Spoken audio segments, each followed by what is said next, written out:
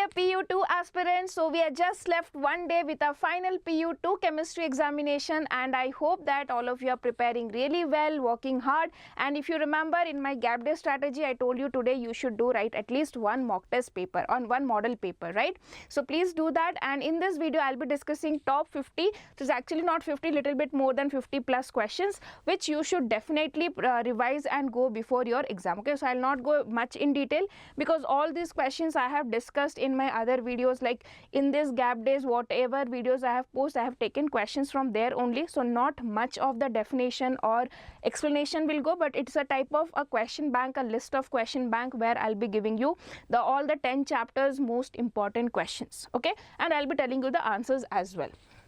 So let's get started with the first chapter, solutions. So this question was there in the model paper, and I feel this is a very important question. Draw a graph to show the variation of the vapor pressure of the solvent and solution with respect to temperature. Okay, so in this video, in this question, you just have to draw this much. You have to see vapor pressure this side, temperature on this side. As the vapor pressure, as the temperature increases, the vapor pressure will increase. So that is the case for anything. It is for solvent, and when it is solution, the vapor pressure will be less than that of the solvent, so you will get this one. Okay, so this is the graph you have to draw for this question. Next, write any 3 reasons to justify the osmotic pressure has a very good advantage. So first of all, here we use molarity instead of molality. Second, here is it is done at room temperature, and the third benefit here is the magnitude is very large as compared to other colligative properties. So this question was also there in your model paper. Next, write the expression to relate the cryoscopic constant and the change in enthalpy of fusion. Explain the terms involved in it. So you have to write here Kf is equal to m into r into T naught f whole square divided by 1000 into delta H of fusion. Okay, so I would just want to tell you the terms here. M stands for molar mass, M stands for molar mass, R is for gas constant. Okay, T naught F is for freezing point or freezing point of the solution.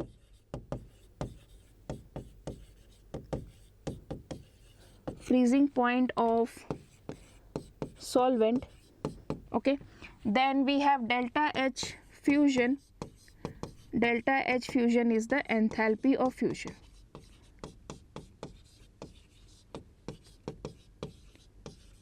Okay, similarly this time it was asked for Kf. You can also get the question for Kb. Okay, so for Kb, what will be the value? The same, m into r into, here it is T naught b whole square divided by 1000 into delta H of vaporization. Here delta H of vaporization stands for enthalpy of vaporization. Okay, and here a molar mass of what? Molar mass of solvent.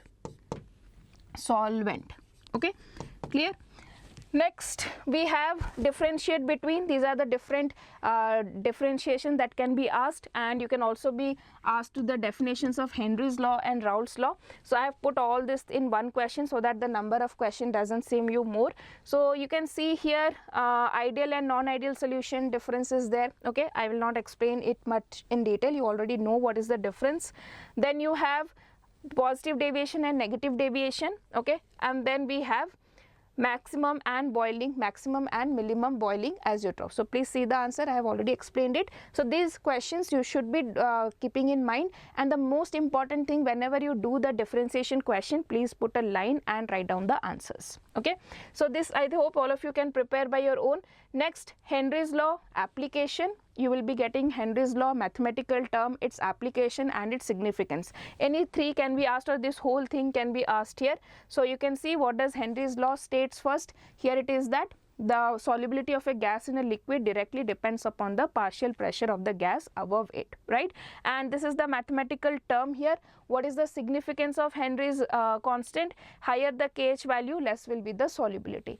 Next, what are the applications? Applications are, it is used in carbonated drinks, in scuba divers, and at higher altitude during the anoxia problem that happens, that is due to Henry's law. Okay, so next we have Raoult's law. its mathematical form.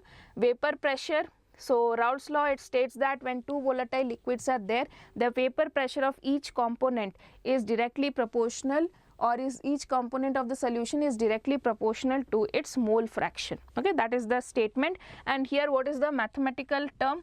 So PA is equal to P naught A into XA. Clear? Next, the pressure exerted on the liquid by the vapor present above the liquid surface when they are in equilibrium with the liquid is called as your vapor pressure. And which is having more vapor pressure? You can see here that CH2Cl2 is having more vapor pressure, that means it is more volatile. Okay. Next, explain the desalination of water by reverse osmosis. Name the semi-permeable used in this. Apart from this, in this question you should also prepare what is osmotic pressure. Okay, the definition of osmotic pressure and its mathematical terms. Okay, in this whole session I have not included numericals. I have given you a separate video for numericals, so please practice numericals from there. Here only the theoretical questions I will be discussing. So you can see reverse osmosis is what? Reverse osmosis, so osmotic pressure and reverse osmosis definition, please remember. Okay, just prepare this one. These two are very, very important. So reverse osmosis, how it is used in desalination of water. So when you put pressure more than the osmotic pressure, the water from the sea water, pure water, is squeezed out through the semi-permeable membrane, and the membrane used here is cellulose acetate. This diagram is important. You can practice this diagram. Okay. Next we will move to the next chapter, that is your chemical kinetics. Main criteria for effective collision, activation energy and proper orientation, right? These are the two important factors. Here you should be knowing about the equation P is equal to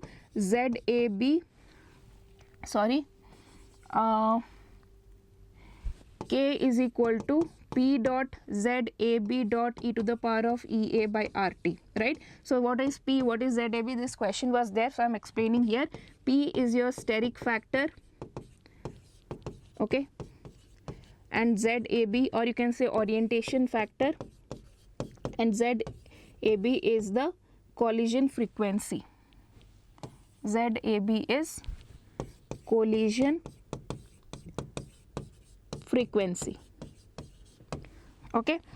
Next, expression for first order, zeroth order and gas law derivations you should be doing. So this is the derivation, but here one thing that you have to keep in mind is it has to be reactants to products. Do not write A gives B in this particular derivation. For zeroth order and first order you have to write always R gives P. Okay, it is a clear instruction from the examiners that you should not be using A and B, it has to be R and P. Okay, please mind it again and again. Similarly you have for first order as well. Okay, please check the definition. Derivation I have explained yesterday in the live class as well, right? So if you have any doubt you can watch that, otherwise this derivation please do it. Next we have this derivation for gas phase. This is important, so I will help you with this, how to write.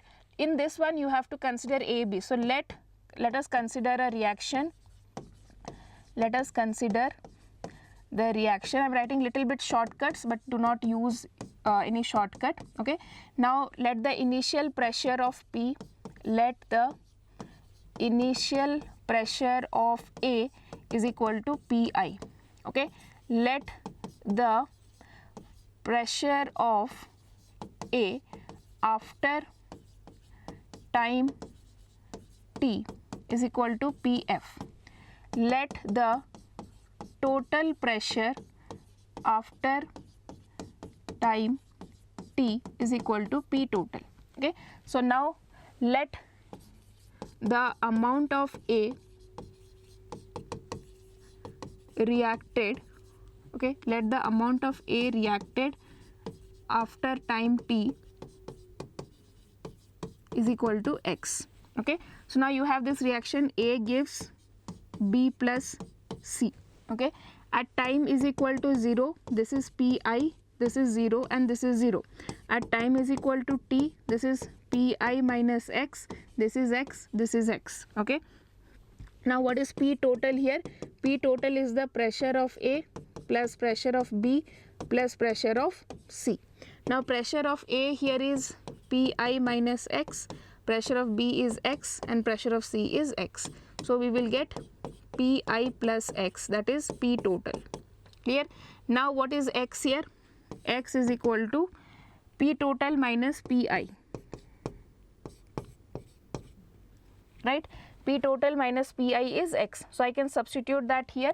So PF, that is pressure of A after time t, is equal to Pi minus X, or I can write Pi minus P total minus Pi. So if I solve this, I will get 2 Pi minus Pt. Okay, this is there.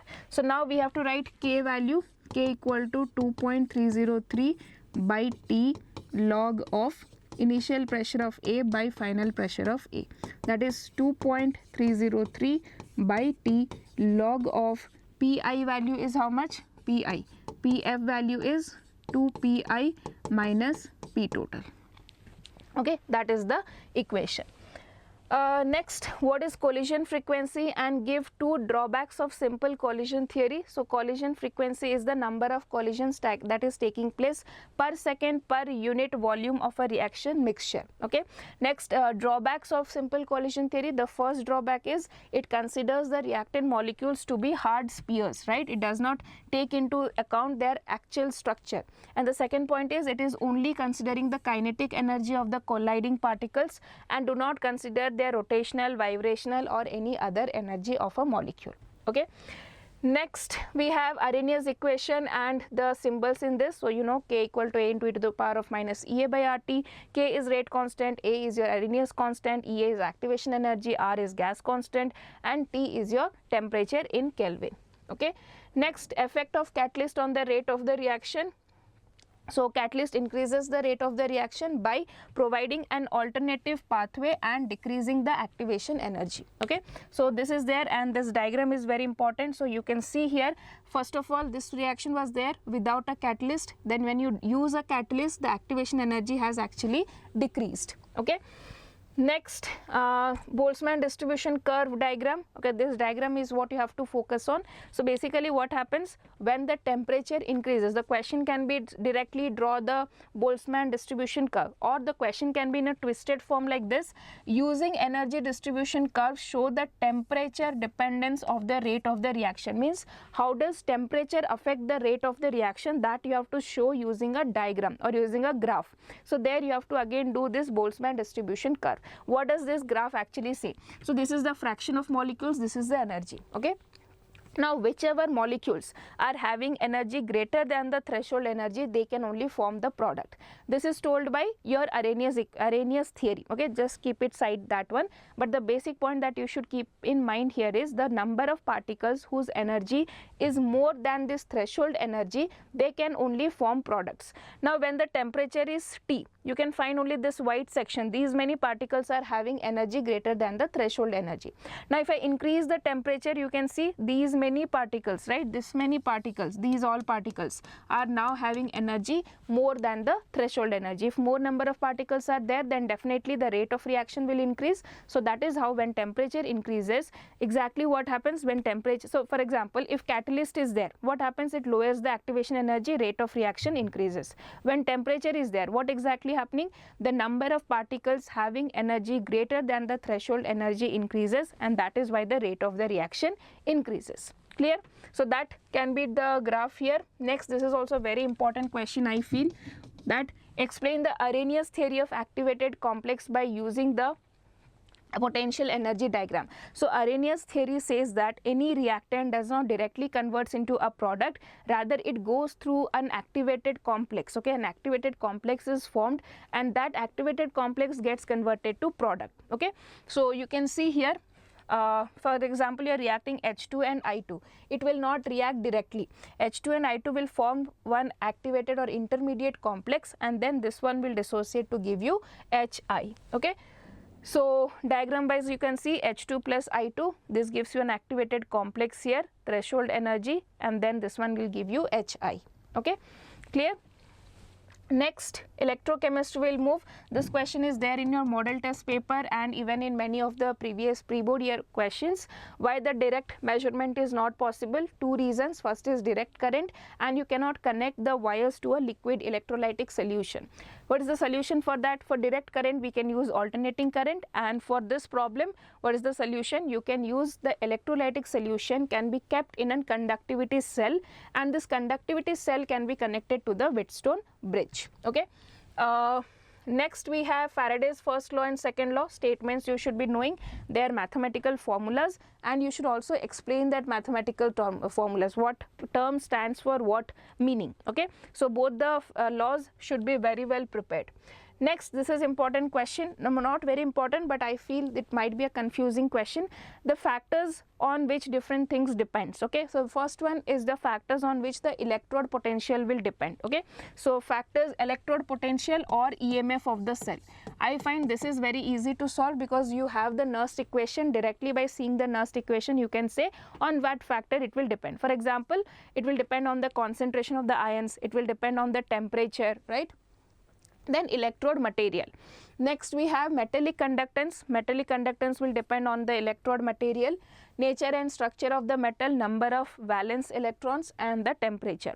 This is important. Ionic conductance will depend on what factors? This is, I think, a lot of factors are there. Nature of the electrolyte, then definitely temperature, then definitely solvation, viscosity, and the concentration of the ions. Factors on which conductivity depends, kappa value, K, that is your molar conductivity, that will depend on the nature of the electrolyte, temperature and pressure. And here we have products of electrolysis, that will depend on again nature of the electrode, nature of the electrolyte, standard electrode potential, concentration and over voltage. So these two are important, so please prepare them properly. Okay. Next, dry cell, anode and cathode reactions. You should be knowing what is the role of ammonia there. Role of ammonia is it forms a complex with Zn2 plus, and what is the voltage produced here? 1.5 volt. Okay. Next, this is very important question, hydrogen oxygen fuel cell, SHE, its diagram, construction. So you should basically be knowing about the construction, this one paragraph, that in a standard hydrogen electrode, what is there? You have a platinum foil, okay, which is finely divided, coated with finely divided platinum. Then that foil is connected with a platinum wire with mercury. Okay. After that, a copper wire is connected from the mercury for the external circuit. Now the platinum foil is dipped in 1m HCl acid in the figure. So you can see the diagram here, that is the diagram, or that is the structure of the hydrogen electrode. Now what is the electrode reaction? H plus will gain 1 electron to give you half H2, and the symbolic representation PT H2 gas and then H plus ions. Next, platinized platinum provides more surface area for the absorption of your gas. Okay. Next, we have here H2O2 diagram. This is important, and the reactions. This reaction is little bit confusing or little bit difficult, so write it again and again and practice. Okay, I have already explained this one, so will not waste more time. Then effect of dilution on conductivity and molar conductivity. This is important. Conductivity will decrease, molar conductivity will always increase, right? So yes, conductivity always decreases. Why? Because the number of ions per unit volume will decrease, so that is why conductivity will decrease. Molar conductivity will always increase on decreasing the concentration. This is because the concentration, when you dilute it, concentration decreases and molar conductivity will increase. Okay. Next, here also some things are there, that is for a weak electrolyte and strong electrolyte, how does it varies. So this is concentration, this is molar conductivity. So for a, I can say for this one, yes, so when concentration decreases, the molar conductivity increases. This is for strong electrolyte. Okay, and for weak electrolyte, the graph is like this. Okay, and this graph is governed by which equation? Your D by Huckel-Onsager equation, where we have this root, right? Lambda m is equal to lambda naught m minus A root over of C, where C is concentration, this is molar conductivity, and this is limiting molar conductivity, and this equation is used by strong electrolytes. This graph that I have drawn here is based on this equation, y is equal to mx minus c, mxc. So you can see it's a negative slope, so I have this negative slope here, okay. Next, rusting of iron. Yes, here also you should be knowing what happens exactly in rusting. First of all, one side of the electron or rod, one side of the rod behaves as an anode, it releases electrons, then that comes out to the different side where it reacts with oxygen and H plus to give you water, and this Fe2 plus further gets oxidized to give you Fe3 plus in the form of hydrated ferric oxide, okay, clear. Next question, cathodic and anodic reaction of lead. So please remember this reaction is very important. So this is the reaction while the discharging process takes place. The opposite will be there when there is recharging process, okay. Next, what we have, Kohlrausch's law and its application. So please properly definition and things should be very clear. So it states that in a electrolyte, or you can say the molar conductance of an electrolyte at infinite dilution is equal to the sum of the ionic conductances of the respective cations and anions of the electrolyte, okay. Next, two applications of Kohlrausch's law. So it is used to determine the molar conductivity of a weak electrolyte, and it is used to determine the extent of dissociation. Moving here, something more I want to add that you can prepare at the last moment is the products of electrolysis, okay. Products of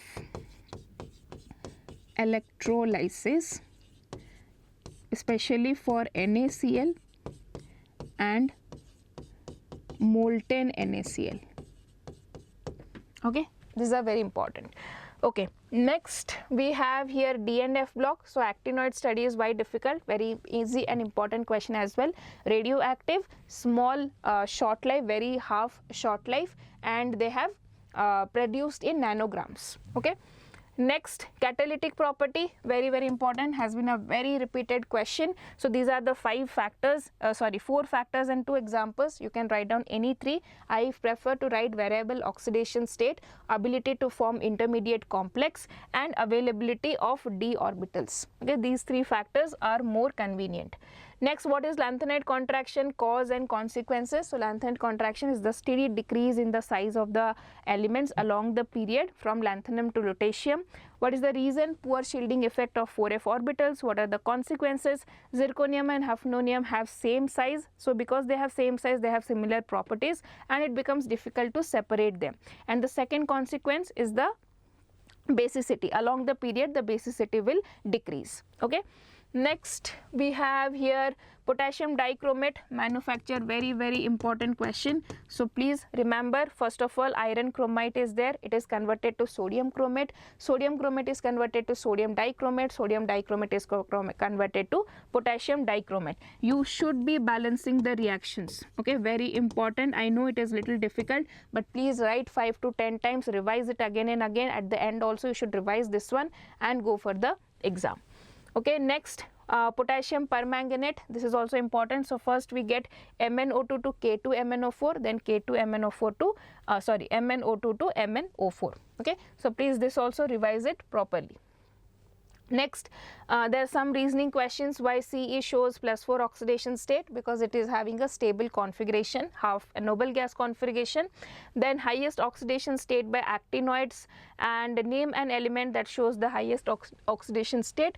So neptunium and plutonium, Pu and Np shows highest oxidation state of +7, okay. Lanthanides and actinoids differences, if asked you have to write these points, or even give 3 characteristic features of lanthanides, you can take points from here. Give 3 characteristic features of actinoids, you can write down points from here, okay. So they enter 4f orbital, 5f orbital, they are non-radioactive except your promethium, they all are radioactive. Then binding energies of 4f are higher, less binding energy, less basic, more basic. Then maximum oxidation state is +4, there it is +7. Then you have lanthanide contraction is lesser, actinide contraction is greater. Next, composition of mic metal, again this is an important question I feel, so you should be knowing the composition and the uses of this mic metal, okay. Next, magnetic moment calculation, simple, we have to use just root over of n into n plus 2. So for this, the electronic configuration should be very clear. So for example, scandium 3 plus has 0 unpaired electron, right? So for scandium 3 plus you have mu n is equal to 0, so 0 into 0 plus 2, so that will be equal to 0. Next for here, if I see okay, next for titanium, scandium titanium, that is 3d2 4s2, 3 plus will be 3d1, there will be only one unpaired electron left. Okay, so mu is equal to root over of 1 into 1 plus 2. Okay, so that will give me 3. Okay, next,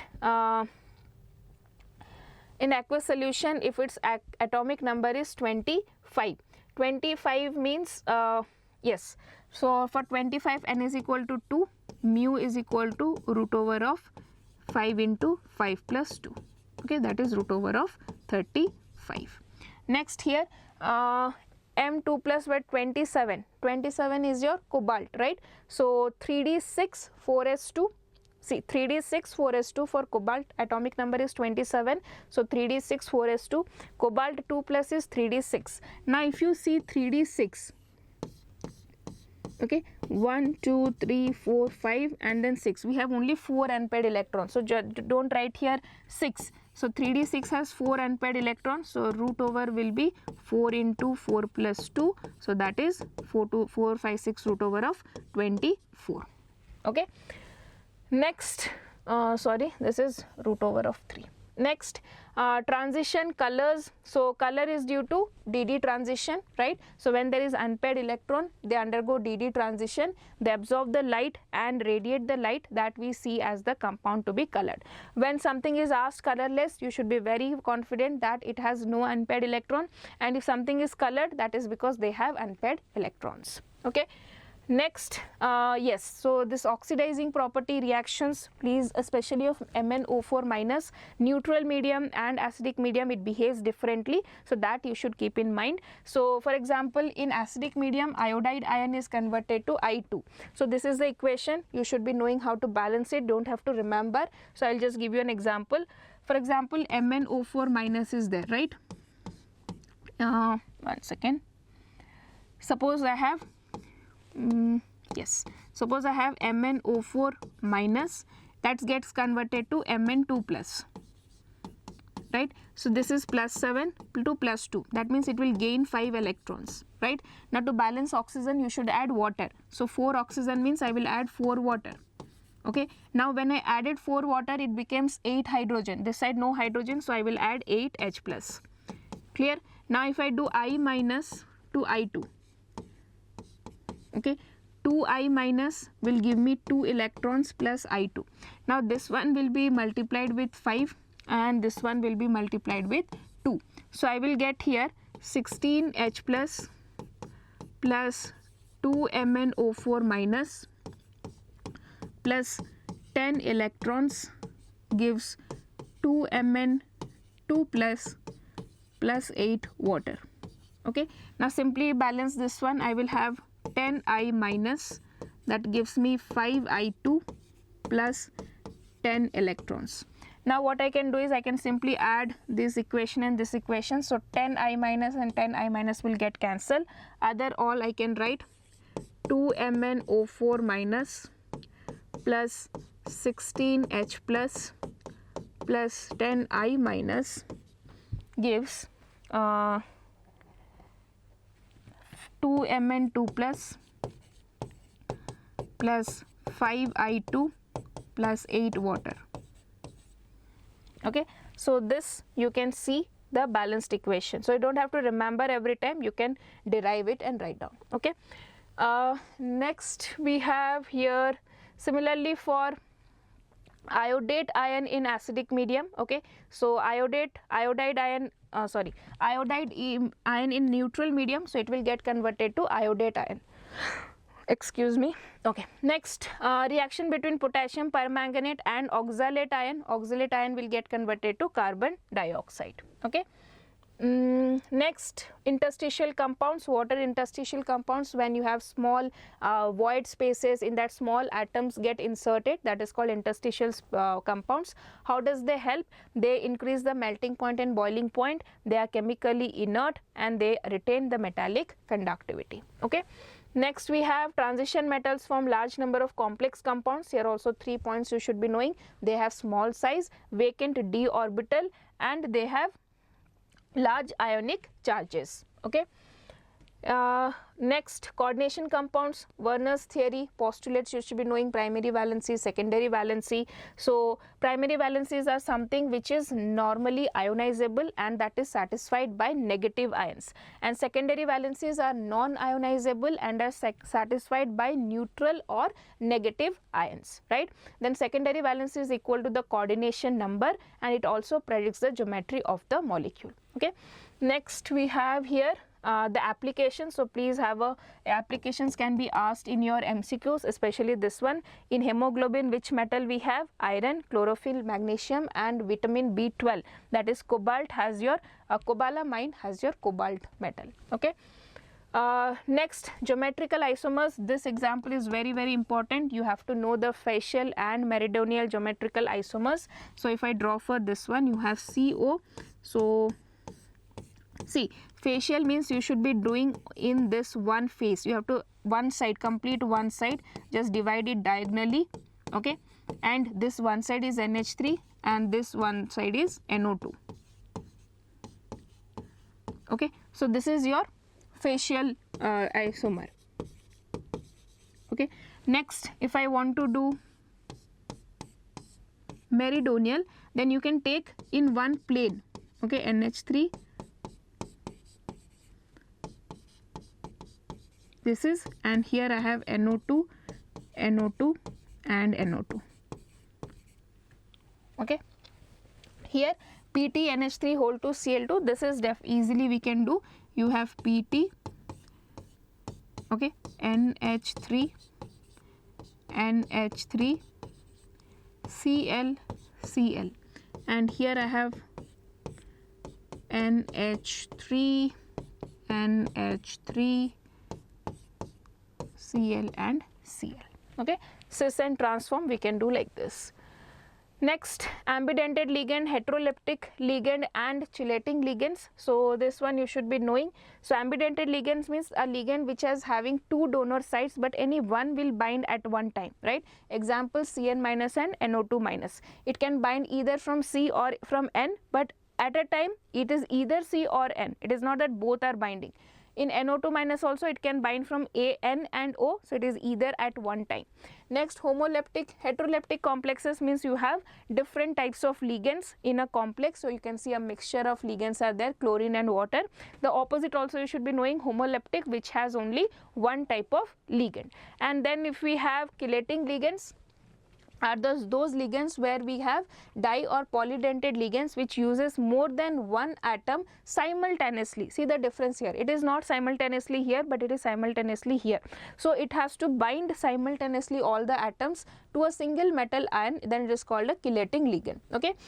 They are more stable than unidentate ligand because they form a cyclic structure. Okay. Now apart from this, you should also be studying here the isomers. Okay. Structural isomers, that is ionization isomers, hydration isomer,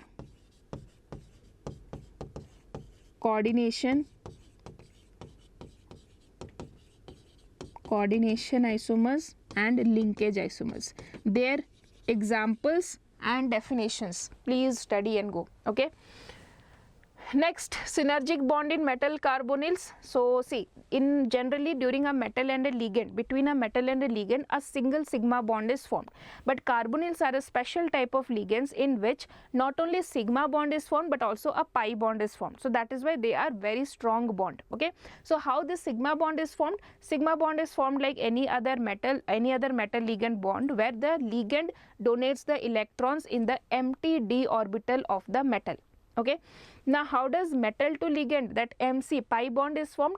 Pi bond is formed when the metal donates electrons from its filled d orbital to the anti-bonding empty pi star orbital of the CO ligand. So you can see here, sigma bond is formed by the electrons of the carbonyl carbon in the vacant orbital of the metal, and the pi bond is formed when the filled d orbital of the metal gives its electron in the vacant anti-bonding pi star orbital of carbon monoxide. Okay, so that is here given. Next we have limitations of CFT and VVT. So VVT, we have many limitations. First of all, it does not explain the magnetic properties, it takes lot of assumptions, it does not talk about the color, magnetic property, the shape, everything is there. And in CFT, what are the limitations? The first thing is the metal ligand bond is considered to be, or the ligands are considered as point charges, okay, but not as a molecule, but they are considered as point charges. The second limitation is does not take into account the covalent character of the metal ligand bond. It is considered that metal ligand bonds are completely ionic or electrostatic, okay, but you know, none of the bonds are completely ionic or polar, right? Okay, next, d orbital splitting, octahedral. All of you should be practicing this diagram, especially this should be the very important, which you forget, so please prepare it definitely. Then splitting of tetrahedral, similarly here this one and this one should be done properly. Okay, next, hybridization. Yes, this type of question you can definitely expect. I will be giving you one and you should be doing for the other 4 compounds that is there in your NCERT book.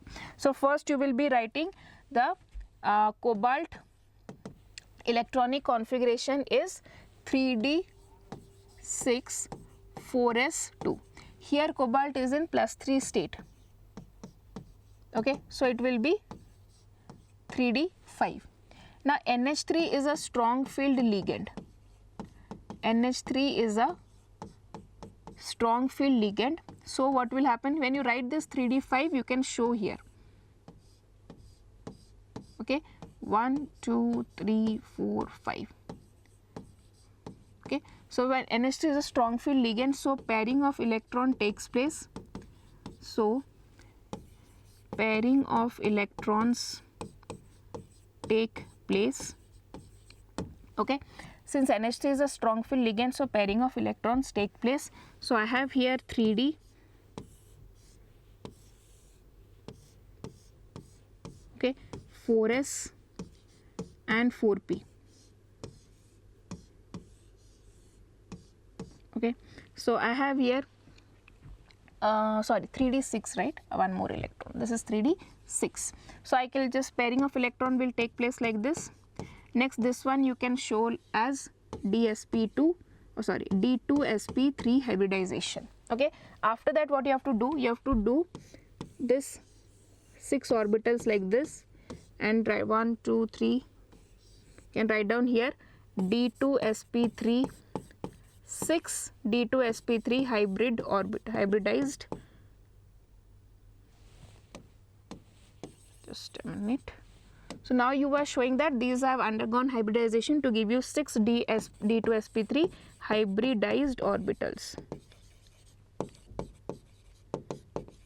Okay, so now here what will happen, there is NH3 NH3 NH3 1 2 3 4 5 and 6. Okay, so this one will donate electrons here like this. Clear? So that is there. After that what happens, so you can write down the properties. First is hybridization. Hybridization is d2sp3. Then is magnetic property. Magnetic property is what? Since there is no unpaired electron, right? You can see no unpaired electron, so it is diamagnetic. Okay, and then the geometry. So geometry, if you see, it is octahedral. Whenever the coordination number is 6, it is always octahedral. Okay. Next, we have biomolecules. So first of all, hormones, the functions, the definitions of hormones. So, and the hormones that together regulate the sucrose level. That is the question. So first of all, what are the functions of hormones? They are intracellular messengers. They are secreted by endocrine glands and they are poured directly into the blood stream. Okay, next this one we can answer by seeing the functions. So I have given you these hormones in a good tabular form so that you can remember. Sugar level is maintained by these two hormones, that is your glucagon and insulin. Then external stimuli response is by epinephrine and norepinephrine. Then we have thyroxine, which is produced in thyroid gland and maintains the level of iodine in the body. If there is low concentration, we suffer from hypothyroidism. If it is higher concentration, we suffer from hyperthyroidism. Then we will go to next type of hormones, that is your steroid hormones. Steroid hormones are generally produced by adrenal cortex and your gonads. So which are synthesized by adrenal cortex? That is glucocorticoids, mineralocorticoids. Okay, these are two hormones which are synthesized by adrenal cortex. Now glucocorticoids function is to regulate the carbohydrate metabolism, modulate inflammatory reactions, and are involved in the reactions to stress. Okay, and mineralocorticoids control the level of excretion. Okay, now addition disease, it is due to the malfunctioning of adrenal cortex. If your adrenal cortex is not functioning, then these two hormones will not be released properly and you will be having hypoglycemia, weakness and increased susceptibility to stress, because you know here that glucocorticoids helps you to maintain the stress level, right? But if this adrenal cortex is not functioning properly, then your glucocorticoids will not be synthesized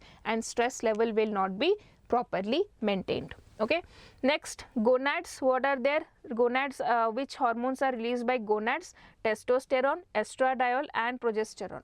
Testosterone is your male sex hormone and it is responsible for the development of secondary sexual characters in the males. And estradiol is your female sex hormone and it is used for the development of secondary sexual characters in the females, and it also controls the menstrual cycle in the females. And progesterone is responsible for preparing the uterus for implantation of the fertilized egg. Okay. Next we move towards, this is also very important question, students, very important, sucrose, maltose and lactose. I know it is difficult, but yes, you have to do it, practice it again and again, and please practice all the three diagrams. So you should be here sucrose, alpha D glucose and beta D fructose. Lactose, you just remember in lactose we have this Z type of a bonding between glucose and galactose. Then in case of maltose you have two glucose, alpha D and alpha D. Okay. Next, amino acids, essential amino acids and their examples cannot be synthesized by the body, has to be taken from the diet. Example, lysine, valine, leucine. At the same time, you should also be preparing for what is non-essential amino acids and examples. Okay. Next, how does glucose react? Okay, these are the reactions of glucose that should be very important. First of all, to show that it contains 6 carbon in a straight chain. What is the reaction for that? It should react with Hi and red phosphorus. We get N-hexane and this shows that glucose has 6 carbons in one chain. Okay. The next one is to show that it has carbonyl group. Which reaction shows that it contains carbonyl group? For that you can react it with NH2OH or reaction with NH2OH will show that it has carbonyl group. It can be either aldehyde or ketone. We don't know what is it. Okay. Next, to show that it has 5 OH groups, what is the reaction? It is your pentaacetate group. Okay. Reaction with acetic anhydride will give you the presence of 5 OH groups. Next one, to show that it has an aldehyde group, that is your reaction with bromine water, which will give you gluconic acid, a mild oxidizing agent. So this proves the presence of a carbonyl group, which is an aldehyde group. Okay. So these 4 reactions are very important. Next, what is denaturation of protein and examples? Denaturation of protein, you know, when the protein loses its biological activity, that is called as denaturation of protein. And then which level is remaining intact, that is your primary structure. Okay. Next, vitamins and their, I will say, the diseases. Please remember, A causes xerophthalmia and night blindness. Vitamin B1, its chemical name, B2 chemical name, all should be remembered. I will also give you some more things that you should be preparing from here is your primary, secondary, tertiary and quaternary structures. Okay, a brief note on these things. Then difference between amylose plus amylopectin. Okay, not plus, I will write versus. Okay, then difference between fibrous and globular proteins.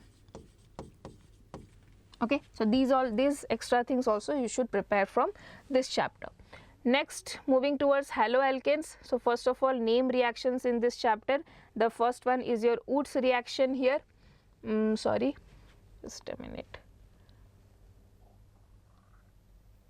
Okay, so the first one is your Fittig reaction. You have an alkyl halide, okay, one aryl halide. It will combine to give you a diphenyl Fittig reaction. Okay, next you have Swartz reaction for the preparation of fluoroalkanes. Okay, you take any R, Br or RCl, treat it with metallic fluoride, you will get fluoroalkanes, right? Then we have Woods reaction, right?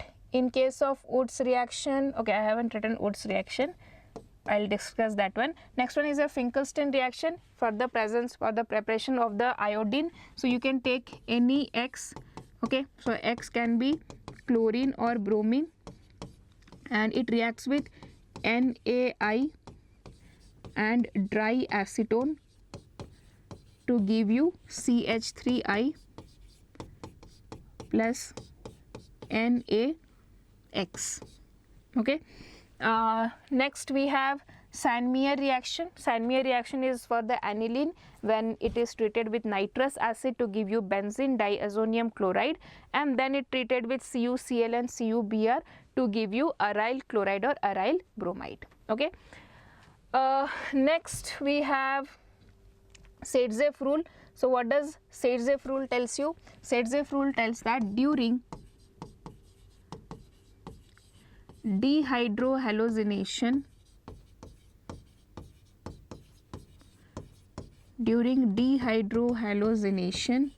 of alkyl halides,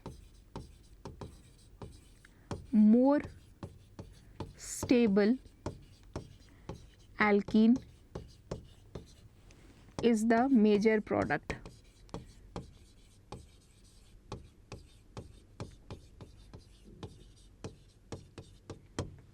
Okay, so now what you can do here, you will take CH3, CH, suppose I have like this. Okay, now you treat it with alcoholic KOH.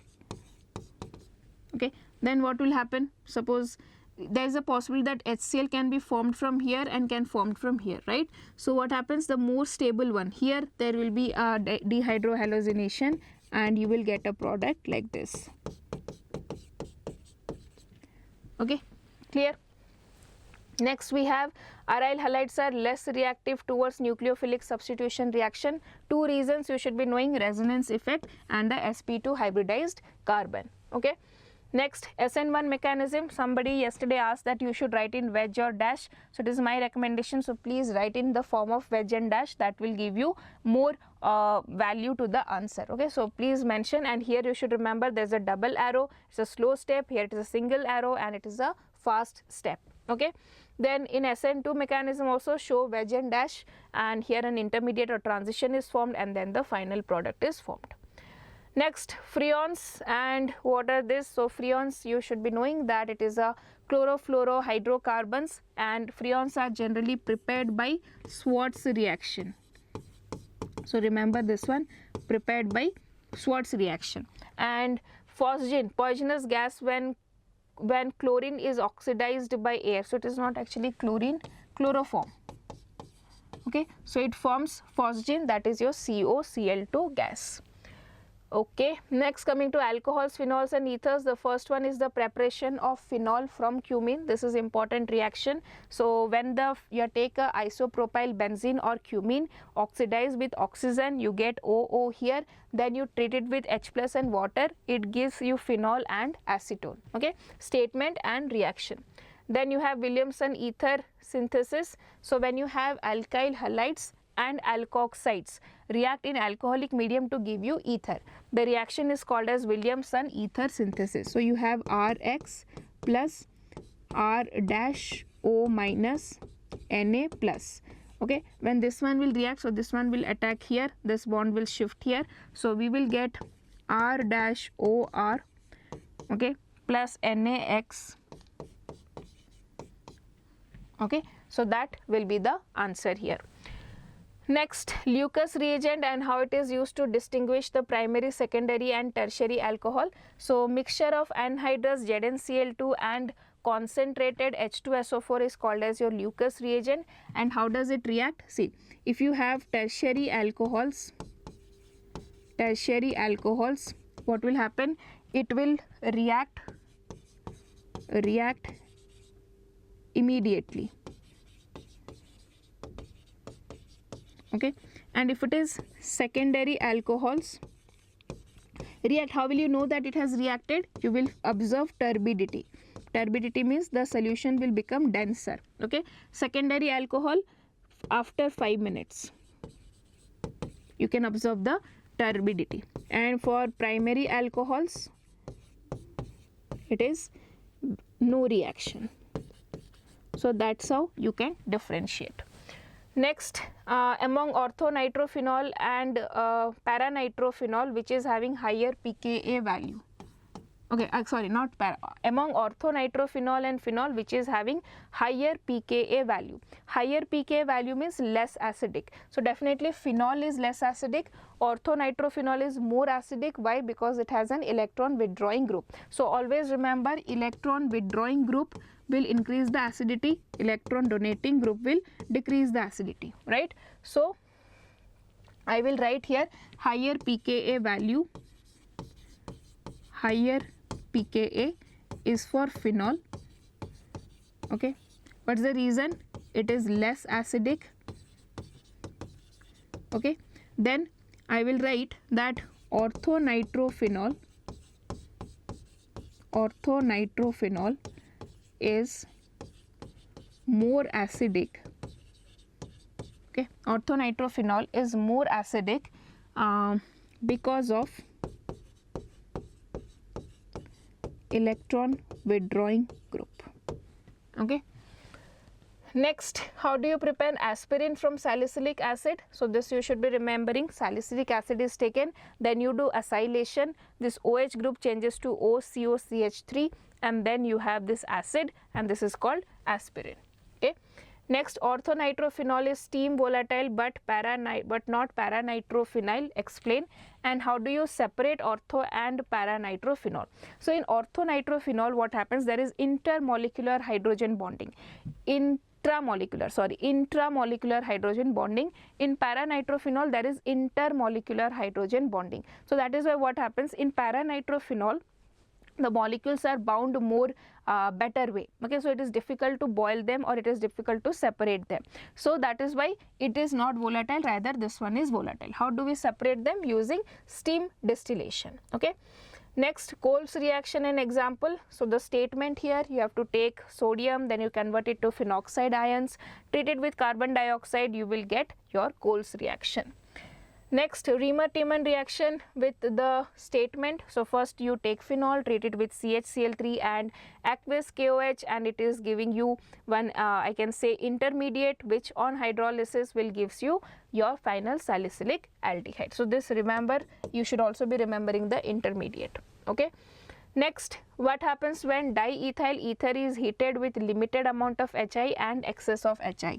So diethyl ether, if you have, so it is a symmetrical ether, so does not matter much, you can just break anywhere. You will get C2H5I plus C2H5OH. Okay, so this is for limited amount of HI. In case of excess HI, what will happen? This one will get converted to iodine as well. So you will get 2 times of C2H5I. Okay. Next you have reaction mechanisms, hydration of alkenes to catalytic hydrogenation of alkenes to alcohols. That mechanism complete 3 step. First what happens? There is a carbocation formation, after that water is added, and then there is deprotonation. Next you have dehydration of alcohols. This is one of the major mechanisms. So first of all there is protonation, you get protonated alcohol, then there is removal of O plus H2, you get a carbocation, and then there is a double bond, or you can say removal of hydrogen again, and we get a double bond here. Next ether mechanism is here, you should revise. Then coming to aldehydes, ketones and carboxylic acid. Between methanol and ethanol, which would undergo aldol condensation, write the chemical reactions involved in this. Although phenoxide ion has more number of resonating structures than carboxylate ion, then carboxylic acid is a stronger acid than phenol. Why? Okay. So first of all, yes. So first of all, between methanol and ethanol, which will undergo aldol condensation, it is your ethanol. Why? Because it has alpha hydrogen. I am writing in short, you have to write in full. Next, what is the chemical reactions involved in it? So if I write CH3CHO in presence of OH minus, it gives you CH2 minus COH, then it reacts with CH3COH. This one reacts here, this one reacts here. So I will get CH3 COH CH2. Okay. Next what happens? There is dehydration and you will get CH3 CH double bond. Okay, this is done. Next, although phenoxide ion has more number of resonating structures than carboxylate ion, carboxylic acid is a stronger acid. Why? So the first reason is carboxylate ion has equivalent resonating structures. Carboxylate ion has equivalent resonating structures. Next we have, that is carboxylic acid is a stronger acid than phenol. Why? It is a stronger acid than phenol because that's the first thing, and in the phenol, in the resonating structures,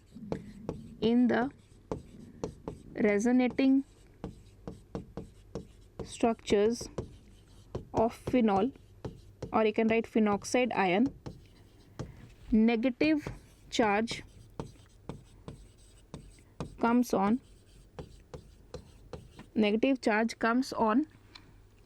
carbon, which is less electronegative.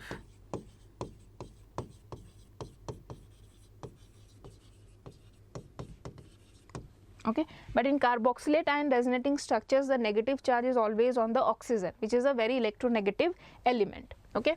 Next, here you have give the chemical equation for the conversion of propane nitriles into the corresponding ketones by using phenyl magnesium bromide. Write the IUPAC name of the product, explain the HVZ reaction. Okay.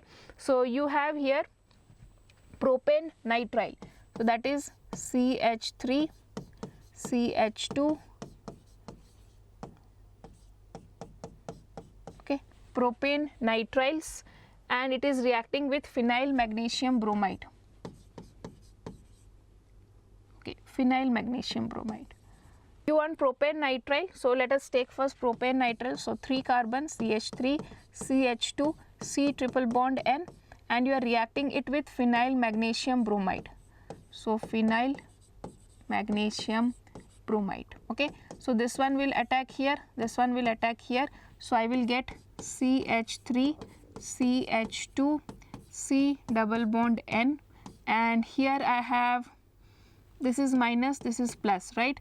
So this is here phenol group and this is MgBr.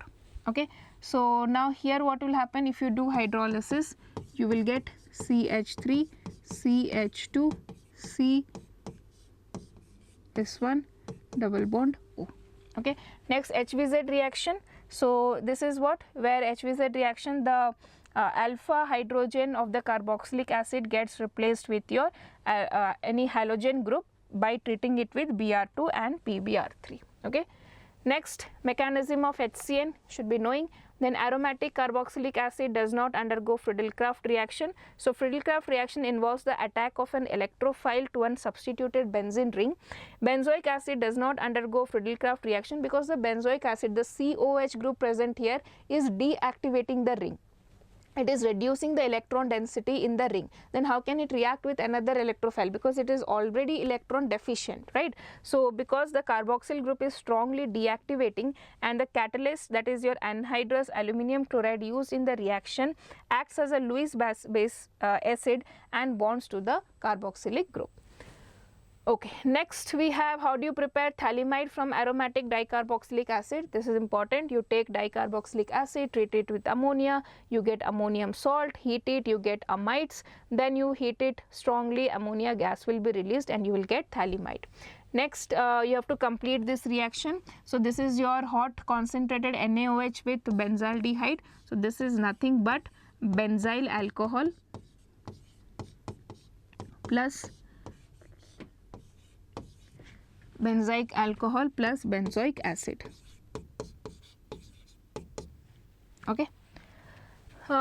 Next we have write the reactions involved in the conversion of toluene to meta-nitrobenzoic acid. The pKa values are given. Okay, so toluene to meta-nitrobenzoic acid. First one, if I do A, if I have toluene, okay, toluene to convert first to COOH group, okay, then I will convert it into meta-nitrobenzoic acid.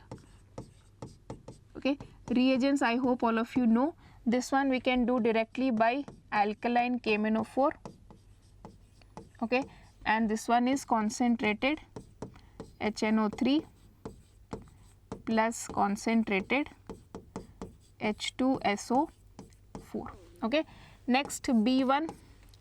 B1 is what? The pKa values of acetic acid, benzoic acid and trifluoroacetic acid are respectively given. Arrange them in the increasing order of the acidic strength. So increasing order means the lowest acidic first will come. Lowest acidic is the one which is having the highest pKa value. So that is your acetic acid. Okay, this is lowest acidic, so its pKa value is high. Then we have benzoic acid, okay, and then we have trifluoroacetic acid.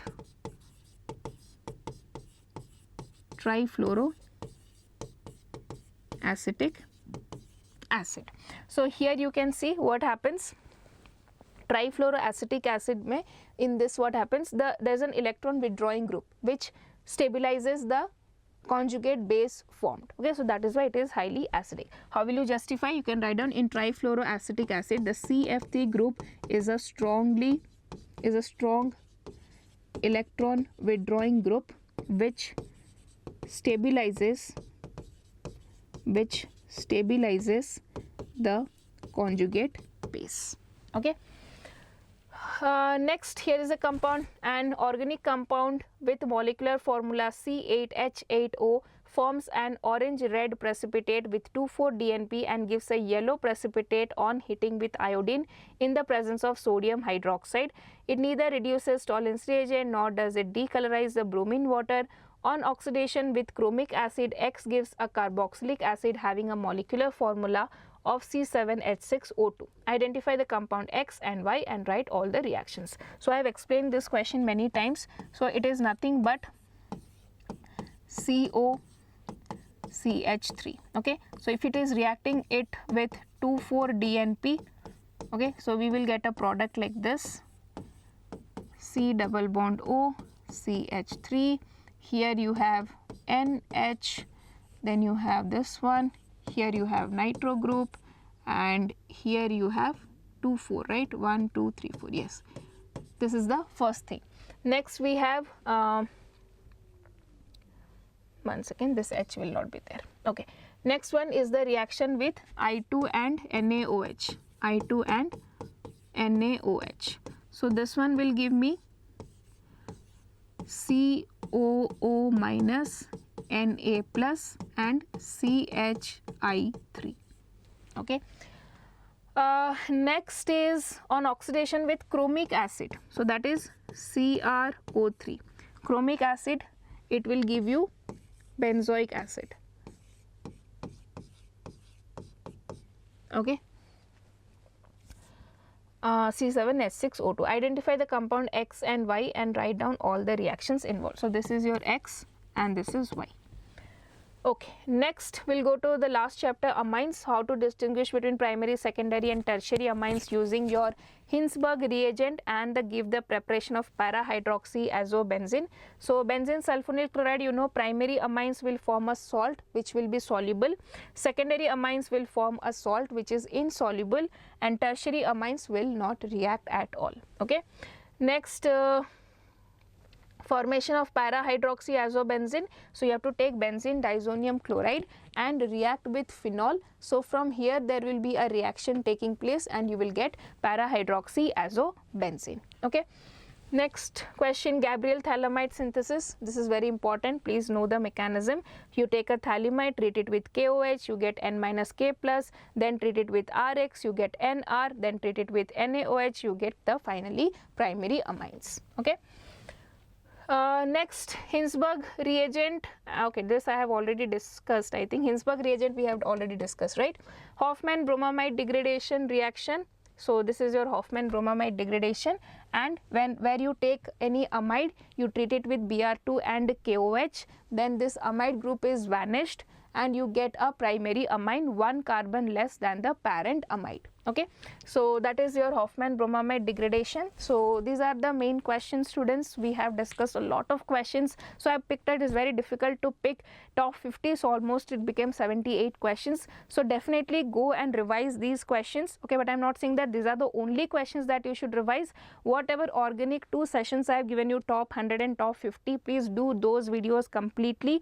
And yesterday evening I give you a video of physical and inorganic chemistry. I found very less students have watched that, but please do watch that video. I have taken all the questions from question bank, previous year questions, NCERT book. So many questions have been covered there. For numericals also I made a dedicated video. Watch that, and if you have any further doubt, please comment down. Okay, all the very best, students. Today is the last date, so give your 100% today. Okay, thank you and see you soon in the next episode.